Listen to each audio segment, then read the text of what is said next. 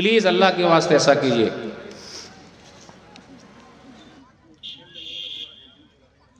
समझे? अब मूसा अलैहिस्सलाम की शादी हो रही है। कैसे शादी होगी?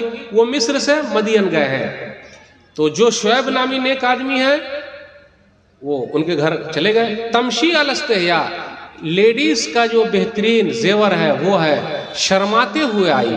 औरत का जेवर है शर्मो हया। पूरे कुरान मजीद में किसी लेडीज के बारे में ये नक्शा खींचा जाए कि वो शर्माते हुए आई। आजकल देख लीजिए, तो बिटिया का क्या कहना, कैसी तरबियत थी, शर्माते हुए आई और कहा इन्ना अबी यदू कल अज्जिया का अजरमा सकैता लना, हमारे अब्बा बुला रहे ताकि बदला दे। वही पानी पिला दिया था, तो पानी पिलाने का इतना बड़ा बदला मिला, कोई हिसाब नहीं।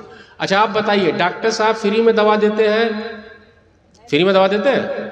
इंजीनियर साहब फ्री में नक्शा बनाते हैं? मौलवी साहब फ्री में फतवा देते हैं? नहीं। मौलवी साहब फ्री में फतवा देते हैं? नहीं देते हैं। सही कहा आपने। मौलवी साहब फ्री में फतवा देते हैं? बोलवे नहीं कर रहे। मौलवी साहब फ्री में फतवा देते हैं? फ्री में दे देते हैं। अब यहां पानी पिलाने का कितना बड़ा बदला मिलेगा, कोई हिसाब नहीं।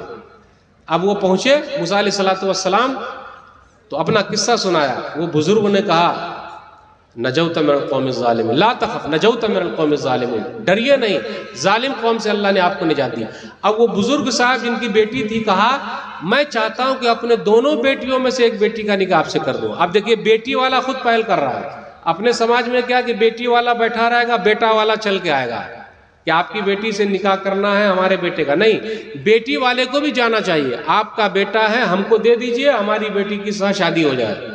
अब देखिए, मूसा अलैहिस्सलाम के पास वो बुजुर्ग खुद चल के आए और कहा मैं चाहता हूं कि अपने दोनों बेटियों में से एक बेटी का निकाह आपसे कर दूं। पूछा आप किस खानदान के हैं, पूछा आप कितना कमाते हैं, पूछा आपके पास खुद का घर है। आजकल लोग जमाई और कमाई सरकारी चाहते हैं। जमाई जाते हैं, दामाद सरकारी चाहिए, नौकरी सरकारी चाहिए, बकिया हर चीज प्राइवेट।